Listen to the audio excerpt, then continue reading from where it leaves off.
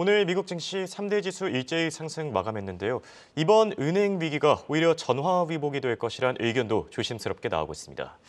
또 밤사이 중요한 소식이 하나 더 전해졌습니다. 중국이 그동안 국제기구, 국제교역, 또 국제금융시장에서 누려온 이 개도국 지위를 바이든 행정부가 박탈하기로 결정한 건데요. 이를 두고 시진핑 정부도 민감하게 반응하고 있다고 합니다. 오늘은 이 문제에 대해 알아보겠습니다. 도움 말씀에 한국경제신문의 한상춘 논설위원 나와 계십니다. 안녕하십니까? 네, 안녕하십니까? 네, 오늘 미국 증시 설왕설래가 있긴 했지만 그래도 미국 금융시장이 지방은행 위기로부터 조금씩 벗어나는 움직임 나타내고 있지 않습니까? 네, 어제의 마이클 바 예.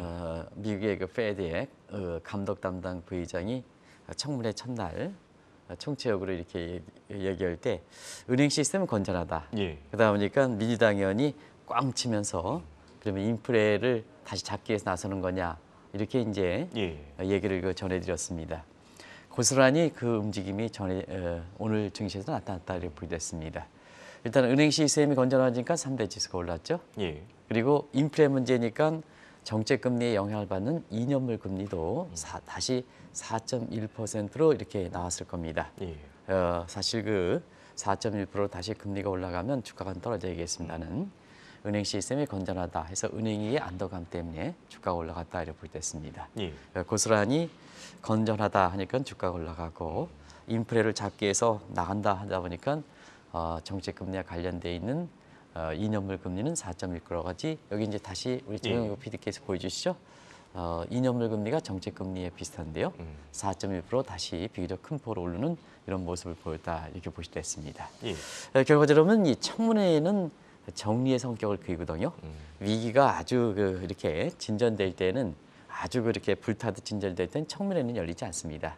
그런데 청문회가 이렇게 열리는 데에는 사실 청문회는 이후에 그 대책을 하는 측면에서 마련된 되기 때문에 정리 분위기거든요.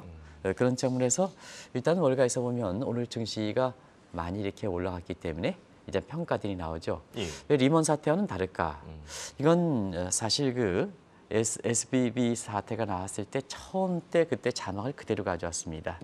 일단 바이든이 트럼프 달리 위기 파이터로 최전선에 섰다. 근데 트럼프는 사실은 이런 그 사태가 터지면 뒷전에 물러난다. 이게 좀 다른 점이었다.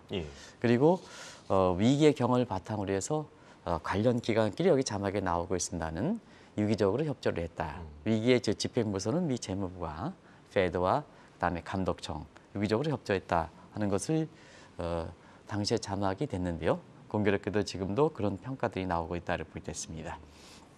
그리고 2008년 금리위기 때는 도덕적 해이를 양산시켰던 구제금융보다는 이번엔 자기 책임 원칙과 그다음에 철저히 도덕적 해이를 방지하는 데 목적이 뒀다. 이것도 이렇게 어느 정도 이 국면까지 오는데 굉장히 결정적 역할을 했던 게 아닌가 생각합니다. 위기에 책임이 있는 SBB 이런 조기 파산시키죠. 더 이상 그 자산이 붕괴되는 것은 막기 위해서 조기에 파산시키고 그다음에 우리나라의 그 NPC라든가 KIS 것처럼 자기 책임의 원칙이 지켜지는 주식과 채권에 투자하면 전량 못 받게 하는 이런 쪽의 이제 모습을 보이고 그다음에 예금자 같은 경우는 전액 보호는 물론 이제 전액 보호냐 하는 점에서는 이렇게 재원 문제가 있긴 합니다는 전행 쪽으로 나서 지금과 같은 이렇게 문제가 됐는데요. 자, 그런 상태에서 오늘 주가가 좀 많이 올랐습니다. 미국의 월가에서는 이게 은행위가 결국은 전화위복이 되지 않느냐 하는 측면에서 전화위복의 한국 영어를 표를 하면 blessing in disguise라는 표현을 쓰고 있습니다. 근데 나중에 그 홍해국에서 질문해 주시면 제가 러서 교수의 얘기를 들어서 조금 설명드리겠습니다는 이 blessing in disguise가 한국어로 번역할 때는 전화위복, 증가 좋으면 전화위복으로 하겠습니다는 또 다른 개념이 있거든요. 그걸 한번 보겠습니다. 네, 방금 말씀하신 대로 이 blessing in disguise 어떻게 해석하냐에 따라서 의미가 좀 달라질 것 같은데요. 전화위복 말고 다른 의미가 있습니까? 네, 우리가 보통 러스트의 스웨덴 개발학자가 사실 그 러스트의 곡선을 얘기하면서 일시적으로 찾아오는 이런 축복. 우리가 증권에서는 일시적으로 찾아오다가 다시 죽는 것을 dead get bound라는 표현을 쓰는데요. 개발에 있어서는 그것을 blessing in disguise라는 표현을 씁니다. 근데 이것을 다른 한국어로 이렇게 주가가 좋을 때는 전화위복이 된다 이렇게 이제 하지만 사실은 나중에 또 주가가 떨어지고 그럴 때는 여기에 위장된 축복이다 이렇게 번역할 수 있거든요. 예. In disguise, 위장된, pressing, 축복이니까 예. 위장된 축복이다 이렇게 될 수 있거든요. 그런 관점에서 보면 오늘 박지운동 한국경제 신입 편집국장께서 예. 한국경제 이면에 아주 중요한 점을 썼습니다. 지금까지는 펀드에서 은행에서 자금 이탈되는 뱅크론에 이어서 예. 지금은 주식에서도 자금 이탈된다. 주식 관련된 상품에서 자금 이탈된다는 스탁런이라는 표현을 썼습니다.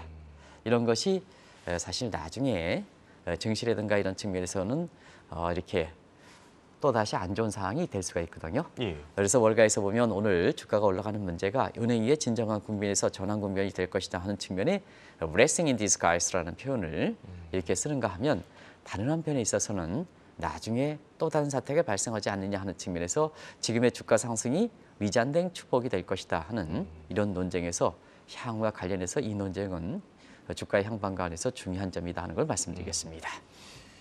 네, 과연 전화 위복이 될지 아니면 위장된 축복이 될지 조금 더 지켜봐야 될 것 같고요. 네네. 오늘 밤사이 중요한 뉴스가 하나 더 전해졌습니다. 지금 미국이 중국에게 부여하는 개도국 지위를 박탈하자.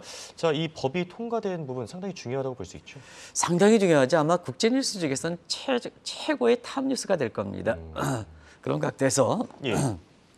중국이 이제 그동안 모든 국제기구 IMF라든가 월드뱅크라든가 WTO라든가 이런 기구에서 개도국 지위를 받았거든요. 사실 왜 개도국 지위를 받았을까? 시청자 여러분도 지금 궁금하실 겁니다. 예. 왜 지금 미국과 지금 경제 패권 다투는데 국제상의 지위는 개도국 지위다. 이렇게 이제 그죠? 예. 몸체는 지금 미국과 돼 있는데 지금 혜택 받기는 유아의 혜택을 받고 있다는 유아 어린아이의 혜택을 받고 예. 있다는 얘기거든요. 그런 관점에서 왜 그럴까 하는 것을 오늘 공부를 좀 해보겠습니다. IMF에서 선진국이냐 개도국이냐 이렇게 분류는 것은 1인당 GDP 가지고 얘기하거든요. 예. 경제 위험상 규모가 아니라. 근데 개도국의 분류는 1인당 GDP가 3만 달러 밑에 국가입니다. 3만 달러 국가가 범위가 굉장히 넓기 때문에 1만 달러에서 3만 달러 밑에 국가를 개도국을 또 나눠서 선발 개도국이라는 표현을 쓰고요. 1만 달러 밑에 있을 때는 후발 개도국 내지는 저개발국 그리고 아주 밑에 그런 뉴 프론티어 국가를 이렇게 분류하거든요. 예. 자, 그런 각도에서 중국의 위치를 한번 보겠습니다. 중국은 독특하게 경제 위상과 1인당 GDP 간의 괴리가 가장 심한 국가다 이렇게 보겠습니다. 자, 그런 측면에서 중국의 경제 규모 GDP 부분은 미국의 패권을 다툴 정도로 세계 GDP의 무려 12.6%를 차지하고 있습니다. 대규모 경제 대국이죠. 그래서 예. 미국과 싸우는 겁니다.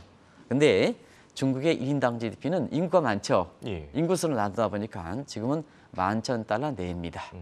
그러다 보니까 경제 외형상 규모는 미국에 버금될 수 있는 세계 제2위의 국가인데도 불안해서 1인당 GDP는 개독으로 분리되어 있다는 얘기입니다. 예. 그래서 국제사회에서 이렇게 WTO라든가 IMF라든가 월드뱅크에서 이 선발국이냐 선진국이냐 개발국이냐 이렇게 분류될 때는 중국은 개독으로서 지위를 받았다 이렇게 보겠습니다. 이런 부분이 시청자분한테도 궁금한 사항이기 때문에 궁금한 사항을 풀기 위해서 나섰던 사람이 한국계 공교롭게도 하원에 있는 영김이라는 영김이죠. 예. 영김이라는 외교위원장 아주 자랑스러운 한국계 사람이죠. 예. 영김이 이렇게 자 중국에 부여한 개도국을 박탈하자. 하원에서 통과했습니다. 예. 집권당인 민주당이 주도하는 게 아니라 결과적으로 보면 공화당이 야당인 공화당이 주도를 했던 또 대선을 겨냥하고 있는 이 대립관계에 있는 공화당이 주도해서 사실 개독의 지위를 박탈하자. 이 대목은 만장일치로 통과했습니다. 그러면 나중에 이제 절차는 상원은 지금 민주당이 캐스팅 보트를 갖고 있기 때문에 예. 사실 이걸 그대로 넘어갈 거로 보고 나중에 바이든 대통령이 서명하는 것은 그냥 통과할 가능성이 있기 때문에 이미 이 상태로 확정됐다. 그래서 중국이 누려왔던 개독 지위가 박탈된다. 예. 이거는 국제 뉴스에서 최고 뉴스라 이렇게 생각합니다. 네. 사실 이번 문제는 계속해서 논의되었던 문제이긴 합니다. 하지만 직접적인 계기가 됐던 사건이 있는 것 같은데 G20 인도 회의가 시발점이 될 수도 있지 않겠습니까? 네, 지난달에 중국의 G20 회담에서 예. 사실 중국의 1대1로 고리대금업, 구제금융의 고리대금업에서 미국과 중국 간의 빙봉 게임과 같은 이러한 그거를 심층 있게 진단해 드렸습니다. 그때 사실은 처음 있는 내용이라 그래서 이렇게 유튜브의 시청자 반응은 그렇게 높지는 않았습니다는 이런 문제가 이런 사태가 터질 수 있기 때문에 미리들 예고를 했던 겁니다. 예. 그때 사실 한 달 전에 이렇게 보면 중국이 양해 대회를 앞두고 그 제로 코로나에서 위드 코로나로 바뀌어서 리오프닝주에 대해서 국내 주식에 대해서 추천하는 시각이 상당히 많았고요. 예. 그다음에 중국이 양에 대해 경기 부양한다 하니까 중국 관련된 경기 부양주 이렇게 해서 중국 관련된 ETF 상품이라든가 이런 것도 아주 이렇게 집중적으로 홍보하는 이런 쪽에 이렇게 방송들이 많았습니다는 앞으로 중국이 이런 정도의 이런 그 미국과의 최종적인 싸움에서 금융 패권 다툼, 그다음에 지위 싸움 이렇게 될 때는 중국이 부담이 많아질 겁니다. 과거 개발 시대 6%와 지금의 6%는 한국에 주는 혜택이 다를 겁니다. 신중을 기하십시오 하는 문제인데요. 예. 그러한 시사점을 갖고 있기 때문에 그때 심층 진단해 드렸거든요. 그 내용이 지금 고스란히 중국의 개도국 박탈로 나오고 있다고 보겠습니다. 예. 그 상황을 잠시 좀 말씀을 드리면요. 한 달 전에 방송했던 내용입니다. G20의 인터뷰에서 미국의 입장에서 보면 1대1로와 중국이 이제 1대1로와 구제금융을 통해서 오늘도 이제 구제금융이 예. 앨런 의장이 구제금융을 통해서 고리를 통해서 개독을 예소한다. 중국에 대해서 불만했지 않습니까? 예. 한국경제TV를 통해서는 한 달 전에 방송했던 내용이거든요. 그런 과정에서 보면 그 내용을 간단 1단계로 1대1로 대출을 통해서 1대1에 참여한 국가를 디폴트를 유도한다는 얘기입니다. 그럼 디폴트를 보면 중국에 참여했으니까 IMF의 미국 측에서는 구제금융을 받을 수가 없죠. 예. 그러다 보니까 그 심리를 이용해서 중국이 구제금융을 준다는 얘기입니다. 그때 기억나십니까? 예. IMF로 받는 구제금융 지원은 높아야 2%인데 중국의 구제금융 5%가 넘는다. 고리를 띈다. 구제금융 뭐냐? 고리를 띈다. 그러니까 뭐냐? 아니 돈이 없어서 중국에 손 벌렸는데 고리를 해가지고 구제금융 받으라 하면 어떻게 하겠습니까? 나중에 갚을 길이 더 없어지는 거죠. 예. 그러다 보니까 항만이라든가 다 줄 수밖에 없죠. 경제 예속화를 한다. 자연스럽게 세 확장의 문제에 대해 견제하는 미국 입장에서는 반대를 한다 이렇게 보겠습니다. 예. 근데 중국은 나름대로 디펜스도 있었죠. 왜냐하면 1대1로 계획은 WB 세계은행이 저개발국에 대해서 사실상 역할을 못하는 걸 보조하는 거다. 미국에 보조하는 거다. 그리고 구제금융은 지금 재원 문제에 시달리는 IMF가 이러한 스리랑카라든가 이런 게 구제금융 줄 때 우리가 구제금융 주는 거다. 이런 쪽으로 해서 반발을 했죠. 예. 이게 앞으로 어떻게 전개될 것이냐. 결국은 중국이 누리는 개독을 박탈시키는 건 이 문제가 정리가 되겠죠. 그런 과정에서 사실 한 달 후가 지난 이 상태에서 미국이 하원에서 중국에 대해서 개독국의 지위를 전격적으로 박탈하는데요. 최종적으로 확인된 거나 승인된 거나 마찬가지다 이렇게 볼 수 있습니다. 네. 사실 이번 개도국 지위 전격 박탈 사태, 은행 위기로 더 떨어진 지지도를 끌어올리기 위해서 바이든 행정부가 좀 의도적으로 했다 이런 시각도 있네요. 네, 이 시각도 상당히 강합니다. 예. 은행 위기를 사실 그 은행 위기로 해서 내년 대선을 앞두고 있는 바이든의 지도가 떨어지고 있다 하는 측면인데요. 예. 어느 쪽으로 이걸 극복할까 하는 측면에서 보면 뭐든지 있잖아요. 한국도 예전에 보면 한국이 좀 어려울 때 북한에서 간첩이 넘어왔다. 그래서 국민들의 시각을 밖으로 돌리거든요.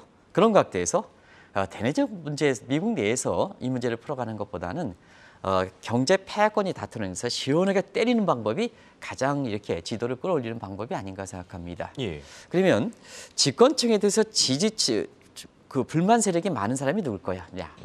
원래 집권층의 지지층이 많은 사람은 있는 사람들은 사실은 정권이 어느 쪽에 바뀌든 간에 사실 나를 보면 됩니다. 예. 이렇게 우리나라의 국내 최고의 증권사의 그 수장이신 뭐 다들 아실 겁니다. 그분 같은 경우에는 기업은 예. 정치에 타면 안 된다. 뭐든지 여당이 되든 야당이 되든 뭐든지 기업하는 입장에서는 야당이 되든 여당이 되든 모두가 여당이다. 이것이 굉장히 중요한 얘기입니다. 예. 기억입니다. 그런 관점에서 정치색을 띄지 말자 하는 얘기인데요. 바로 그런 측면에서 정치와 관련해서 집권당이 어느 쪽이냐 이렇게 해서 지도에 결정적으로 미치는 것은 이렇게 밑에 계층들이 많이 그러거든요. 그런 과정에서 바이든은 전통적으로 지지층이 밑에 계층인데요. 이걸 끌어올리기 바라기 위해서는 중국 사람 불법 이민에 의해서 저시장의 저임시장에 노동력이 많죠. 예. 근데 저소득의 백인층에 불만이 되죠. 그러다 보니까 개독지를 대해서 이걸 밖으로 이탈시키면 나가라 하면 저소득의 백인층에 대해서는 바이든에 대해서 시원한 스트레스를 풀어줄 수가 있죠. 또 한 가지는 지금 바이든의 전통적인 지지층 민주적인 농민들 같은 경우에는 예. 자, 중국이 누려왔던 이렇게 개도국지에서 농업에서 박탈시키면은 사실은 뭐냐? 미국의 농민 입장에서는 중국의 저가 농산물 수출에 의해서 보호를 받으니까 굉장히 바이든의 지지를 끌어올 수밖에 없죠. 예. 그런 측면입니다.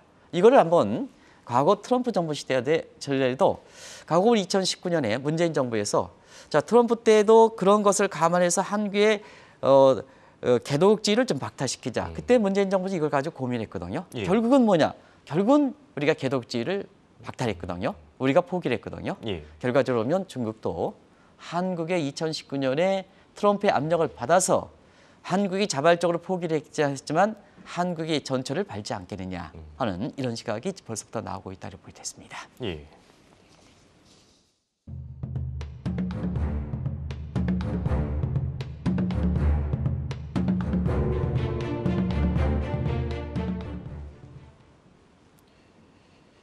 여기서 궁금한 점은 지금 미국이 부여하고 있는 개도국 지위를 박탈할 경우에 중국은 어떤 부담이 있겠습니까? 네, 긍정적 측면과 부정적 측면이 있겠죠. 예. 일단은 긍정 측면에서는 개도국지를 박탈하면 경제 대국, 선진국으로 이렇게 격상시키라는 얘기입니다. 미국 입장에서는. 근데 이 대목에서 혜택은 뭐냐? 이미 중국이 미국과 패권 다툼을 했기 때문에 경제 대국의 혜택은 누려왔던 거죠. 예. 이게 미국이 이걸 노리는 겁니다. 그래서 개도국지위를 폭탄하시면 중국이 선진국 지위를 받아야 되는 거냐? 시청자 여러분께서도 그렇게 생각하실 분이 없지만 그거 좋은 거 아니냐? 하는데 이미 누려왔다 이겁니다. 예. 그러면 사실은 어른의 역할을 대접을 하니까 어른에 맞게끔 제어를 해야죠. 그게 국제기구 내지는 각종 국제 관련된 제도에서 이렇게 어른의 역할을 하기 위해서 비용 부담하라는 얘기입니다. 그 비용 부담이 굉장히 큰 겁니다. 예. 일단은 중국은 후발적인 측면에서 제조업에 CO2 가스를 많이 발생하는 그런 대국입니다. 예. 그런 측면에서 보면 지금 선발에 먼저 갔던 미국에 대비해서 지금 이상기온이라든가 뭔가 이런 측면이 있잖아요. 이런 거에 대한 비용 부담을 바이든 정부에서 하라는 얘기입니다. 사실 이 대목의 비용 부담은 굉장히 크고 예. 중개 제조 공정까지 바꾸는 문제이기 때문에 중개 경제 구조를 바꾸겠다는 이런 측면도 되는 분야거든요. 두 번째는 뭐냐 하면 이 분야입니다. WTO의 DDA 대 중국에 누려왔던 개독지위를 박탈한다 하는 문제입니다. 이 대목은 나중에 좀 설명드릴게요. 예. 결과적으로 보면 궁극적으로 중개 1대1로 계획이라든가 그다음에 위안화 국제 문제라든가 그리고 중국 중심의 파크 시리콘 문제라든가 그리고 시진핑의 1인 독주 문제라든가 이런 문제를 궁극적으로 겨냥한 것이 아닌가 하는 시각도 만만치 않게 나오고 있다. 비용적인 측면에서는 사실 이런 측면도 겨냥한 것이 아닌가 하는 시각도 나오고 있다고 보게 됐습니다. 방금 WTO DDA상 개도국 지위라는 걸 언급해 주셨습니다. 이건 어떤 걸 의미합니까? 네, 사실은 우리가 이 방송에서 주식과 관련된 얘기를 합니다는 그거는 예. 시간이 가면 왔다 갔다 하죠. 이런 측면에서 굉장히 국제 질서에서 보면 이런 문제가 굉장히 중요하다고 생각하는데요. 오랜만에 들어오시죠. WTO 예. DDA인데 이건 자막을 가지고 시청자분과 시간이 적기 때문에 말씀드리겠습니다. WTO DDA는 도하 개발 아젠다의 도하 디벨롭먼트 아젠다의 이니셜이다 이렇게 보겠습니다. 2001년이 중국이 WTO 가입한데요. 예. 이 1995년 WTO 출범 뒤에 4차 강력회담이 도하에서 했거든요. 그때 중국이 WTO 가입하면서 요 WTO의 DDA의 농업상의 개도국 지위를 흠뻑 받은 국가가 중국이다 이렇게 보겠습니다. 예. 왜 그럴까 하는 측면에서는 사실 WTO는 우루과이 라운드 8차 라운드를 통해서 저도 뭐 정부 측에 대표자로 거기 참여했습니다는 사실 WTO의 민간 대표로 WTO에 이렇게 이 기구를 통해서 자유무역을 하자. 근데 자유무역을 해서 각국 국경 간 장벽에서 해서 자유무역을 하다 보니까 어떠냐? 국가 간의 양극화가 더 심해졌거든요. 예. 국가 간의 양극화가 심해지고 우리가 자유경쟁하면 소득의 불균형은 더 심해지지 않습니까? 똑같은 논리입니다. 자유무역을 하다 보니까 양극화가 더 심하다. 그런데 제조업 국가들은 굉장히 자유무역에 따라서 이익이 혜택됐고 예. 농업 국가들, 저개발국은 오히려 상대적으로 굉장히 불균형이 심화됐거든요. 이게 피케트 이론에서 나온 겁니다. 예. 불균형이. 그런 과정에서 보면 이런 국가들은 좀 보호해야 되지 않냐. 농업과 관련된 국가들은 좀 보호해야 되지 않느냐 해서 유치산업 인원에 의해 가지고 그 국가들을 보호했던 겁니다. 그게 개도국지에서 나왔던 도하개발 개도국지에서 나왔던 개도국의 특혜입니다. 이 특혜는 굉장히 컸거든요. 이걸 포기하자 하는 얘기입니다. 예. 그리고 미국 입장에서는 중국이 WTO의 도하개발아젠다의 농업상의 지위에서 보면 굉장히 큰 혜택을 주다 보니까 미국도 제1, 2위의 농업 수출국이거든요. 예. 근데 무역 적자의 내용을 보니까 아이고 이게 제1, 2위의 무역 수출국이 농업 수출국이 무역 적자의 기록하는 주범이거든요. 그러다 보니까 도하개발했던 중국의 WTO 개독 지위를 박탈시켜야 되지 않느냐 하는 이런 시각도 나왔다고 보겠습니다. 지금 만약에 중국이 미국의 압력으로 이렇게 WTO상 개도국 지위를 포기할 경우에 농민들의 반발 엄청 거세질 것 같은데요? 엄청 거세죠. 중국 입장에서는. 예. 사실 지금 입장에서는 중국이 지금 국제사회에서도 피해갈 길은 없지 않냐 하는 생각이 듭니다. 왜 그럴까 하는 측면에서는 앞서 말씀드린 같이 지금 하원에서 만장일치로 결정됐기 때문에 예. 지금 공화당이 주도해 있죠. 야당이. 근데 상원은 캐싱보드 민주당이 있고 바이든은 그냥 통과할 거로 봅니다. 그럼 국제사회에서는 이게 미국이 박탈한다도 미국이 박탈하면 미국이 주도했던 국제기구에서는 WTO 중국의 개독지에 박탈할 수가 있습니다는 WTO는 세계 모든 국가가 참여했던 공동국가입니다.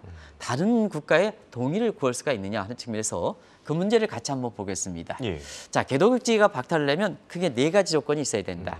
미국이 아닙니다. 미국은 입법에서 결정되니까 예. 다른 국가에 협조를 하려면 자, 다른 국가 반발하면 안 되지 않습니까? 그러면 OECD 국가라든가 그다음에 G20 국가라든가 고소득 국가라든가 그다음에 무역 비중이 0.5% 세계의 비중. 그러면 이제 시청자 여러분, 자, 미국은 입법에서 좀 결정했으니까 예. 다른 국가에서 반발이 있을 수가 있겠느냐 하는 측면에서 보면 저 4가지 조건을 한번 봐서 한번 검토하겠습니다. 예. 중국은 G20 국가입니다. 그래서 이 조건에 한 가지 충족시킵니다. 그렇죠. 그리고 두 번째는 GDP 규모상으로 보면 미국에 이어서 경제 대국입니다. 그리고 여기 나오는 무역 비중은 앞서 말씀드린 것 같이 예. 사실 독일을 제치고 세계 제2의 무역 대국입니다. 세 가지 조건 충족시켰죠. 마지막으로 OECD는 경상거래 자유화와 자본거래 자유가 있는데 굉장히 어려운 얘기 되겠습니다는 예. 사실 이 두 대목에서는 아직 요건을 충족하지 못하고 있습니다. 여러분 4가지 조건 중에서 3가지 충족돼 있습니다. 미국이 입법에서 만장일치로 결정된 개독의 지위를 박탈하는 문제가 국제 다자 채널에서 다른 국가에 충분히 저 4가지 조건을 볼 때 3가지 조건을 갖추기 때문에 빠져나갈 구멍은 없다 이렇게 보겠습니다.